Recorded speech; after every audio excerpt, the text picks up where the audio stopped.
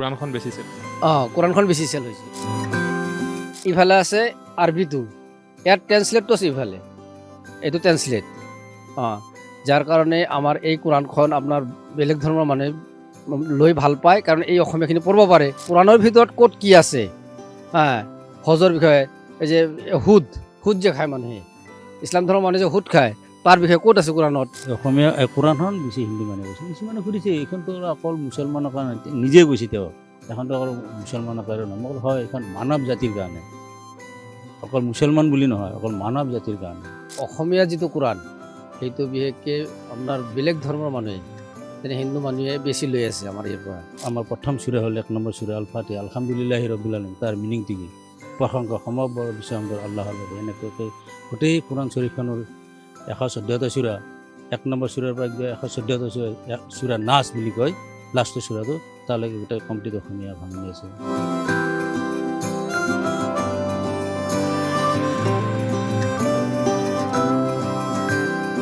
তো আমাৰ ইয়াতে আছে অসমীয়া কোৰাণ, হিন্দী কোৰাণ, ইংলিছ কোৰাণ, ট্ৰেন্সলেটটো আছে।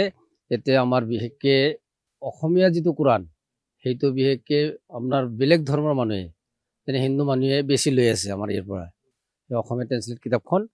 আৰু সেই কোৰাণখনে আমি বেছি আমাৰ চেল হৈ আছে। লাইফ অফ মহম্মদ, সেইটো আপোনাৰ হিন্দু মানুহে বেছি লৈ আছে। যোৱাবাৰ আমাৰ যিটো হৈছিল, সেই সূত্ৰ ধৰি এইবছৰো আমাৰ বাকী বেলেগ ধৰ্মৰ মানুহে আমাৰ ইয়াতে আহি আছে। সেই সূত্ৰ ধৰি আমাক ফোন কৰি আছে, বাৰ বাৰ ফোন কৰি সোধে যে এছ কোৰাণটো আছে না নাই, লাইফ অফ মহম্মদ আছে না নাই, ইছলাম বিষয়ে আপোনাৰ কি কি কিতাপ আছে, আপোনাৰ সুধি থাকে। অসমীয়াত কোন কোন কিতাপ আছে, আমাৰ আছে যীশুখ্ৰীষ্ট ভাৰতবৰ্ষত আহিছে যে, সেই কিতাপ আছে। শান্তিৰ সংবাদ আছে, তাৰপিছত ইছলামত মহিলাসকলৰ স্থান, সেইবিলাক কিতাপ আছে। আমি যিহঁতে যোৱাবাৰ লৈছে, সিহঁতে আমাক ফোন কৰি থাকে, বাৰ বাৰ ফোন কৰি থাকে, আপোনালোকে আছে না, আপোনালোকে ক'ত আছে, এইবাৰ কোনখন কিমান নম্বৰ, আমাৰ কেনেকৈ সুধি থাকে আহি যায় তাৰপিছত আমাৰ পৰা কিতাপ লৈ যায় সিহঁতে। তো মোটামুটি ভালেখিনি আমাৰ কোৰাণ চৰীফ, লাইফ অফ মহম্মদ, ইছলামত মহিলাসকলৰ স্থান, সেইবিলাক কিতাপ আমাৰ বহুত গৈছে ইতিমধ্যে। ইছলামী নীতি দৰ্শন, এইবিলাক কিতাপ আমাৰ বহুত গৈছে ইতিমধ্যে। কোৰাণখন বেছি চেল কোৰাণখন বেছি চেল হৈছে। অসমীয়া ট্ৰেন্সলেট যিখন, সেইখন কোৰাণখন আমাৰ বেছি চেল হৈছে। কাৰণ আমাৰ চেল হোৱাৰ এটাই কাৰণ যে আমি ইয়াতে যিটো কোৰাণৰ মূল্য, সেই মূল্যটো আমি নলওঁ। যিটো আমাৰ অনলি খালি লোৱা হয় যিটো পেপাৰ প্লাছ প্ৰিণ্টিঙৰ চাৰ্জ 600 টকা, আমি 600 টকাত বিক্ৰী কৰোঁ এইটো। আৰু বাকী এনে বেলেগৰ পৰা ল'ব গ'লে এই অনলি খালি যিটো আৰবিৰ ভাষা, সেইটোৱে লৈ 700-800 টকা লয়, যাৰ কাৰণে আমাৰ পৰা কোৰাণ মানুহে বেছি লৈ আছে। আৰবী ভাষাত লিখা থাকে যিখন কোৰাণ আছে, সেইখনে খেতি আৰু এইখন একেই হয়নে? চেম।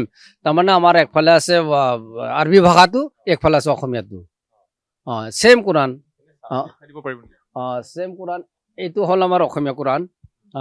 তো ইয়াতে চাওক, ইফালে আছে আৰবিটো, ইয়াৰ ট্ৰেন্সলেটটো আছে ইফালে, এইটো ট্ৰেন্সলেট।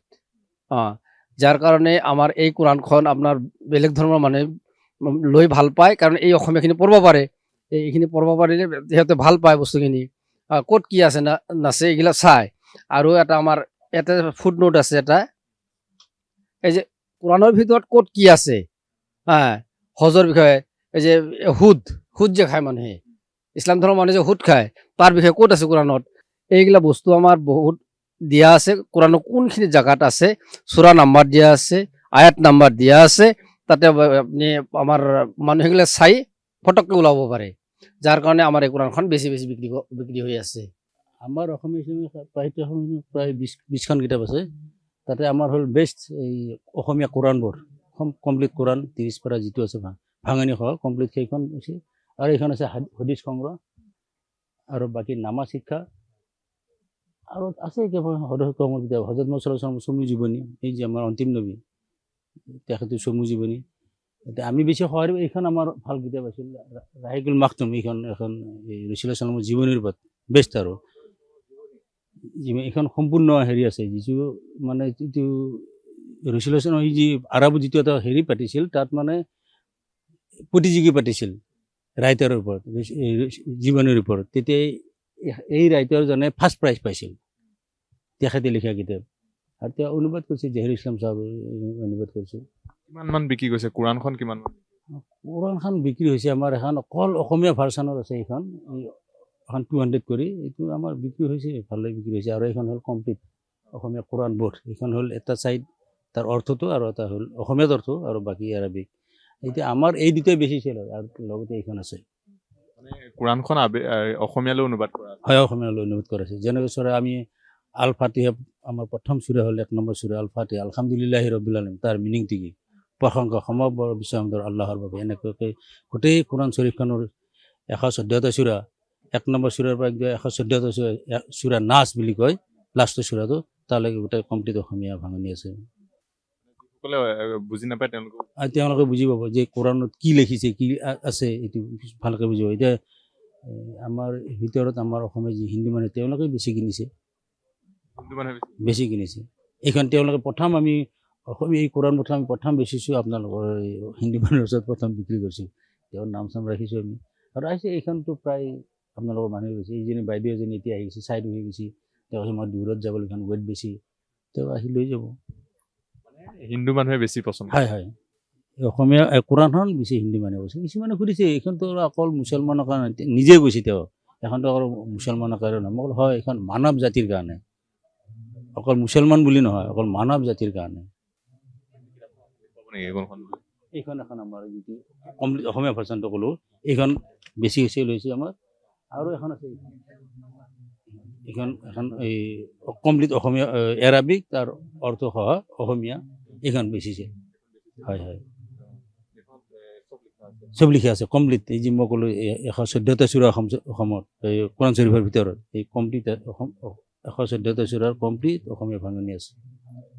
আৰু এইখন বেছিকৈ হেৰিৰ মাজতে বেছি বিক্ৰী হৈছে আৰু। হয়, মানে চবেই জানিব বিচাৰে কি আছে, যেনে আমি ভগৱত জানিব বিচাৰোঁ, হেৰি জানিব বিচাৰে, গীতাৰ কি আছে জানিব, এইখনো সেনেকুৱা মানুহে জানিব বিচাৰে। এই মুকুট শৰ্মা আছিল, এইখনতে মানে 450 হাফতা এডিশ্যন আমি 400কৈ দি আছোঁ। হয়।